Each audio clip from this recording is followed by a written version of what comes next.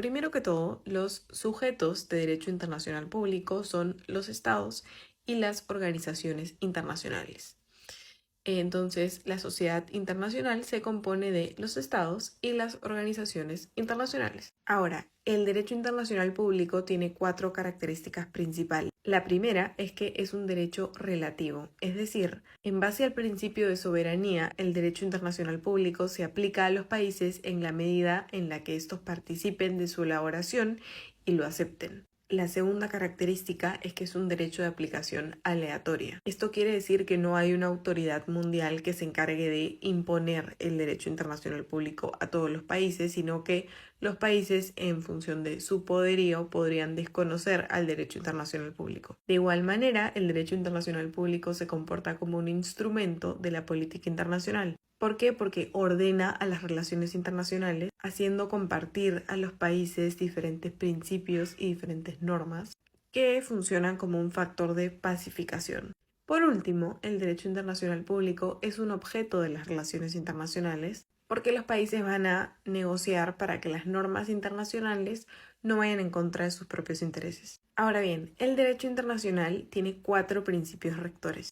El primero es el principio de igualdad soberana entre los estados. En la Carta de las Naciones Unidas se dice que esta organización está basada en la igualdad soberana de sus estados miembros. Los estados son iguales jurídicamente. Cada estado goza de derechos inherentes a la soberanía. Cada estado tiene que respetar la personalidad de los demás estados. La integridad territorial y la independencia política de los estados es inviolable. Cada estado tiene derecho a elegir su sistema político, social, económico y cultural, y cada estado tiene que cumplir de buena fe sus obligaciones internacionales y vivir en paz con los demás estados. El segundo principio del derecho internacional público es el principio de no intervención en asuntos internos de los estados. Ningún estado puede intervenir directa o indirectamente en los asuntos internos o externos de cualquier otro. No solamente se refiere a intervención armada, sino cualquier tipo de intervención. Ningún estado tampoco puede aplicar o fomentar el uso de medidas económicas, políticas o de cualquier otra índole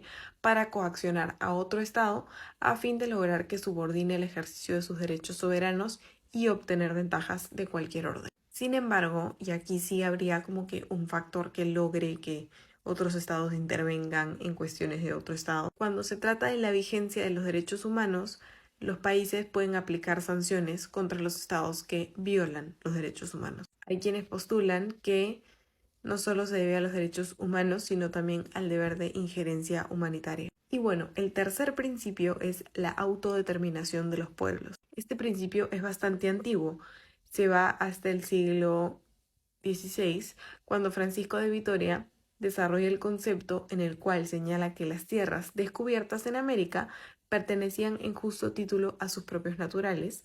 En consecuencia, los aborígenes tenían derecho a disponer por sí mismos de su territorio y a tener su propio gobierno. En 1952, en la Asamblea General de la ONU, se estableció el derecho de los pueblos y de las naciones a la libre determinación. Esto se da como un requisito previo para poder disfrutar plenamente de todos los derechos humanos fundamentales. Existe actualmente una preocupación por mantener la estabilidad de las fronteras y evitar las guerras relacionadas con secesiones. Ahora, el cuarto principio vendría a ser la prohibición de la amenaza y el uso de la fuerza. Según la Asamblea General de la ONU, la amenaza o el uso de la fuerza constituyen una violación del derecho internacional y de la Carta de las Naciones Unidas y no se puede emplear nunca como medio para resolver cuestiones internacionales. Una guerra de agresión constituye entonces un crimen contra la paz y todo Estado tiene el deber de abstenerse de recurrir a la amenaza o al uso de la fuerza para violar las fronteras internacionales existentes de otro Estado. O tampoco se puede usar la fuerza para resolver controversias territoriales y problemas relativos a las fronteras de los estados.